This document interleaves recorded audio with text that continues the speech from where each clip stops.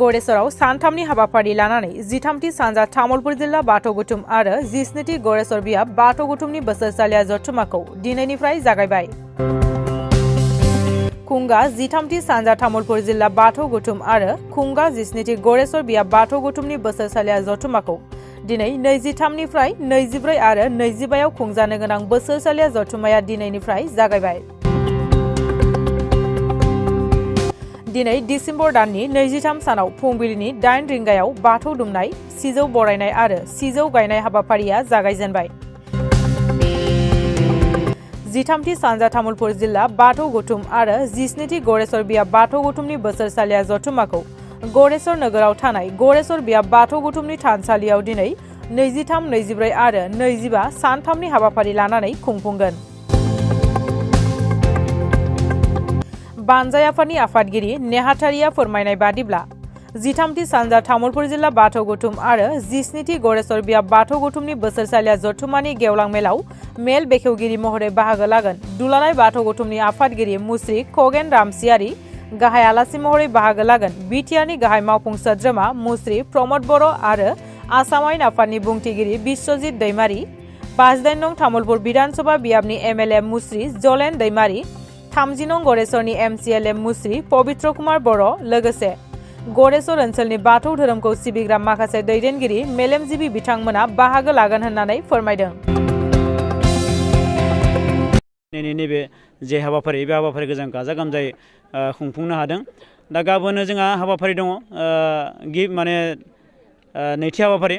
बे नैथि हाबाफारियाव जोंहा फुंनि समाव जोंनि नैबे आर'जसालिखौ बेखेवगोन जोंनि एमएलए भबेस कलिता बिथाङा, जोंनि रङिया समस्तिनि एमएलए। बिनि उनाव जोंहा थान्दै मेल दङ गाबोन, गड़ेसर बियाब आनसलिकनि थान्दै मेल दं। बेलासियाव तामुलपुर जिल्लानि थान्दै मेल जागोन। बिनि उनावनो गाबोननि हाबाफारिया जोबगोन आरो गेवलां मेल जोंहा 25 खालाराव गेवलां मेल दं। बे गेवलां मेलाव जोंहा आलासिफोर बाहागो लागोन, गोबां आलासिया बाहागो लागोन। जोंनि कमल बड'सा क'क्राझारनिफ्राय बिथाङा जोंनि बेयाव बाहागो लाफैगोन आरो लोगोसे बे हाबाफारियावनो बाहागो लागोन जोंहा स्पिकार आसाम एसेम्ब्लिनि बिश्वजित दैमारि बिथाङा जोंनि गेवलां मेलाव बाहागो लागोन आरो गेवलां मेलखौ बेखेवनानै होगोन बाथौ गौथुमनि दुलाराय बाथौ गौथुमनि आफादगिरि खगेश्वर खगेन रामसियारि बिथाङा बेखेवनानै होगोन आरो बेनि उनावनो जोंहा बाहागो लाफैगोन तामुलपुर समस्तिनि एमएलए जलेन दैमारि बिथाङाबो बाहागो लाफैगोन हाबाफारियाव। जोंनि गड़ेसर समस्तिनि एमसिएलए पबित्र कुमार बर' बिथाङा बाहागो लाफैगोन।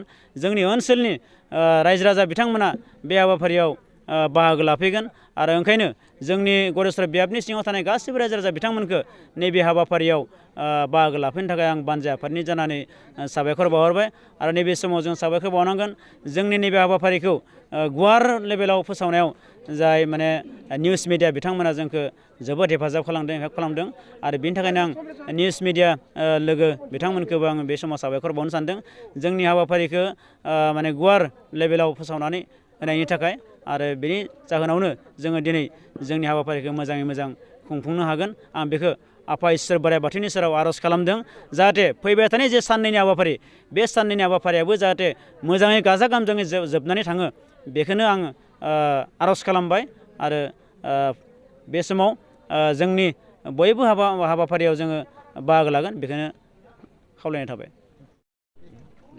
खुंगा 13थि सानजा तामुलपुर जिल्ला बाथौ गौथुम आरो खुंगा 17थि गड़ेसर बियाब बाथौ गौथुमनि जे बोसोरसालिया जथुम्मा बेयो दिनैनिफ्राय जागायजेनबाय।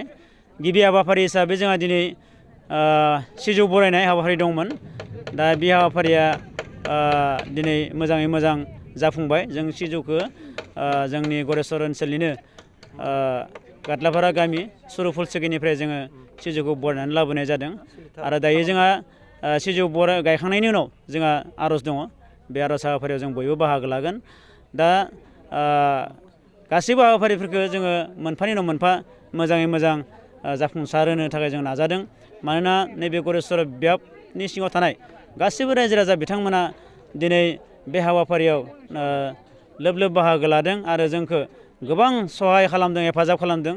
जोंनि बानजाय आफादखौ गोबां दान बरङिनि होनानै नैबे दिनै हाबाफारिखौ जाफुंसार होनायाव बिथांमोना गासै बाथौ सिबियारि रायजो राजाफोरनिसिम बानजाय आफादनिफ्राय गोसो गोरबोनि खुलुमनाय आरो सिबिनाय बावहरबाय। जोंनि जे खुंगा 13थि सानजा तामुलपुर जिल्ला आरो खुंगा 17थि गरेस्वर बियाब दुलाराय बाथौ गौथुमनि जि बोसोरसालिया जथुमा, बे जथुमाया दिनैनिफ्राय जागायजेनबाय। जों दिनै गिबि हाबाफारि हिसाबै सिजौ बरायनाय आरो बाथौ गायनाय, बे सिजौ बरायनाय हाबाया जोंनि गरेस्वर खाथिनि खुरु फलसुखि गामिनिफ्राय गादलापारा गामिनिफ्राय जों बरायनानै लाबोबाय आरो लाबोनानै जोंनि थानसालियाव सिजौखौ गायफैबाय आरो बे हाबाफारिया जोंहा मोजाङैनो जोब्बाय। बेनिफ्राय जोङो गाबोननि हाबाफारि दङ। गाबोन फुङाव जोंनि आर'ज जागोन, बाथौआव गिबि फुंबिलिनि आर'ज जागोन। बेवहाय जोंनि गरेस्वर बियाबनि गुबुन गुबुन गामिनिफ्राय आर'ज हान्जाफ्रा फैनानै बाहागो लाफैगोन। आसा लाखिदों बेवहाय जोंनि गोबां बाथौ धोरोमारि सिबिसुला रायजो राजाफ्रा फैनानै बाहागो लाफैगोन। बेबायदिनो गाबोननि हाबाफारिया जागोन आरो थान्दै मेल जगोन। गरेस्वर बियाब दुलाराय बाथौ गौथुमनि थान्दै मेल जागोन साननि समाव आरो मोनाबिलि समनिफ्राय जिल्ला बाथौ गौथुमनि थान्दै मेल जागोन। बेबायदिनो गाबोननि हाबाफारियाबो जोबगोन। बेनिफ्राय फैगौ 25 डिसेम्बर खालि जोंना गेवलां मेल जागोन। बे गेवलां मेलनि आगोल फुंनि आर'ज जागोन। बे फुंबिलियाव गौमा आर'ज जागोन। बे गौमा आर'जआव जोंनि गरेस्वर बियाबनि गासैबो बर' गामिनिफ्राय रायजो राजाफ्रा फैनानै बाहागो लाफैगोन आरो आर'जआव बाहागो लागोन। बेनिफ्राय 12 बाजिनिफ्राय जों गेवलां मेला जागोन। बे गेवलां मेलाव जोङो आसा लाखिदों जोंनि बिटिआरनि चिफ बिथां मानाव गेदेर प्रमद बर'आ बाहागो लाफैगोन। दासिमबो जोङो आसा लाखिदों बिथाङा जोंनि बे हाबाफारियाव नुजाथिफैगोन। बेनि अनगायैबो दुलाराय बाथौ गौथुमनि बोसोनगिरि बिथां मंगलसिं हाज'वारिया फैगोन, जोंनो खोथा होदों। गाहाय बुंथिगिरि हिसाबै बिथाङा बाहागो लाफैगोन। बेबायदिनो आरोबाव बेजों लोगोसेनो जोंजों आसाम बिधान सभानि मानगेरिया स्पिकार बिथां बिस्वजित दैमारियाबो नुजाफैगोन होननानै जोंनो खोथा होदों। आसा लाखिदों बिथाङाबो नुजाथिफैगोन आरो बेबायदिनो जोंनि जि हाबाफारिफोर मोजाङैनो जाफुंसारगोन होननानै आसा लाखिदों।